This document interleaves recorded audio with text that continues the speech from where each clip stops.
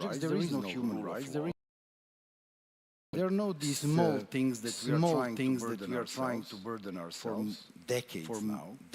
Because Albanians in Kosovo want to create another Albanian state. Serbs in Serbia want to say that Kosovo is part of Serbia. There is no absolutely huge gap can be filled as long as we stay in our trenches and continue to say things which are important for our nation, as long as Serbs in Kosovo are treated from one side, from Pristina, as enemies of the state, as an unwanted element that needs to be kicked out, and from Belgrade as a voting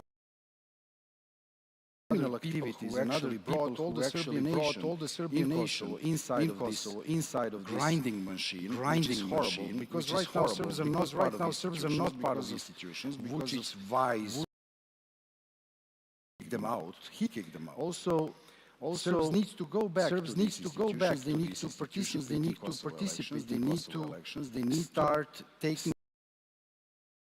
Allow them to all constitutional and civilized rights which they are entitled. It doesn't really matter to whom they vote. As long as for us in Serbia, it doesn't matter whom they vote, to whom what their religion they are, or something like that. As long as government in Pristina treats them.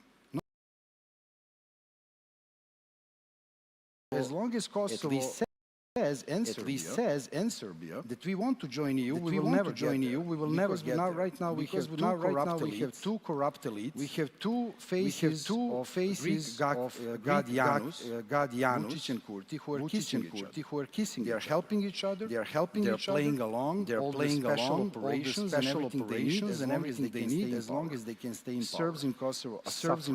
So the news is that as long as Serbian establishments, Serbian politics, the Serbian politics. Kosovo right now is not one of the highest topics, because the government doesn't care, and he wants to hide. So for us, equally important the well-being and survival of the Serbs in Kosovo, as well as status issue. So now they're equally. This is the result.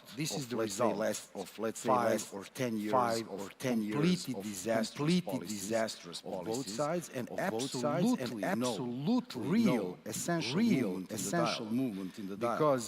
Because, as Mr. Suroi well said, this is like a menu. This is like a menu here in Belgrade. For us here in Belgrade, because people are saying, well, we will use this, we will not use that. In Pristina, they only care about any form of recognition, which will never come.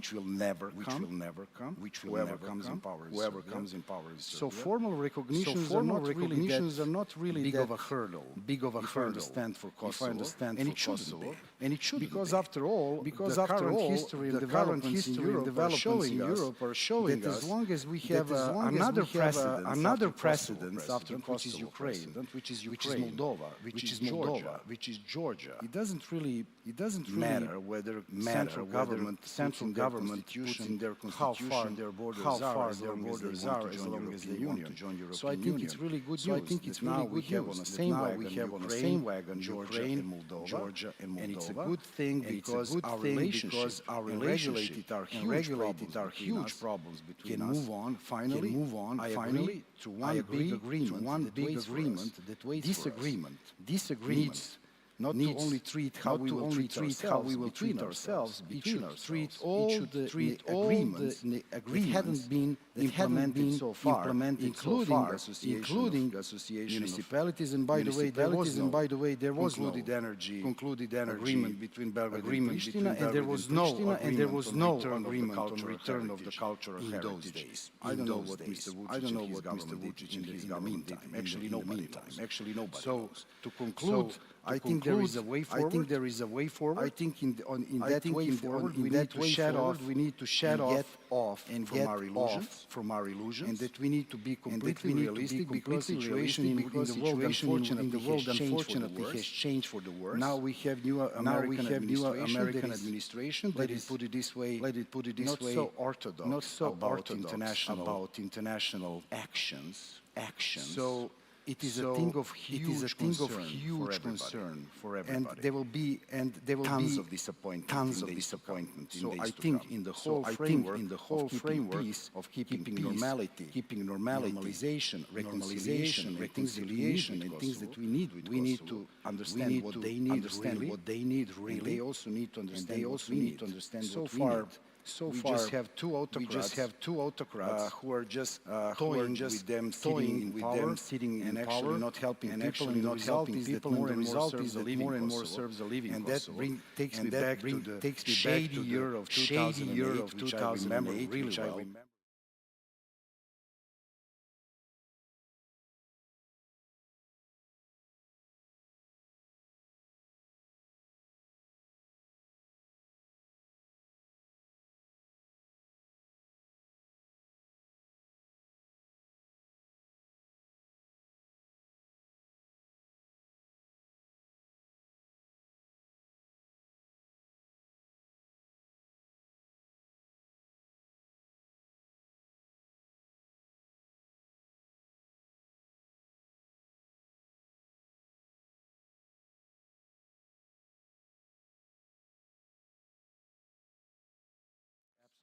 Is absolutely becoming the game of the day.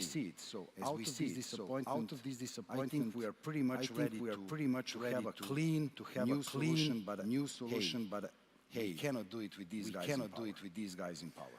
Thank you. Thank you, Mr. Suroy. The same question. Where do you see the space and compromise, and from the Kosovo point of view, where are the red lines that should not be crossed in the dialogue, however we call it? I'm not sure I can speak on behalf of Kosovo on my own. Speaking my own thoughts, my mind. I think we have to change both the paradigm. And we have to change. And try to think a bit in wider terms, in wider perspectives. In the past quarter of a century, and don't forget, in European time, a quarter of a century after the war would be 1970 for Western Europeans. For us, it's still debating about this or that action between Kosovo and Serbia.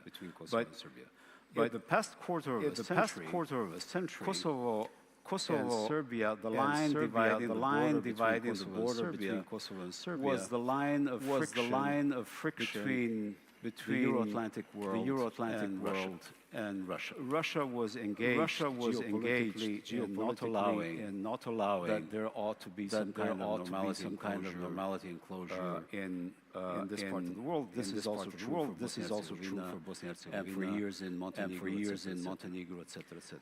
In the next quarter of a century, after some pause in Ukraine, there is a real possibility that the line of friction between Kosovo and Serbia be between the Euro-Atlantic and the Eurasian world, in which China will predominate. So if we think from that perspective, the question that arises is not red lines or compromises, etc. But how do we get together from that framework and try to establish a joint future in which we do not become friction lines between the great power struggle. And so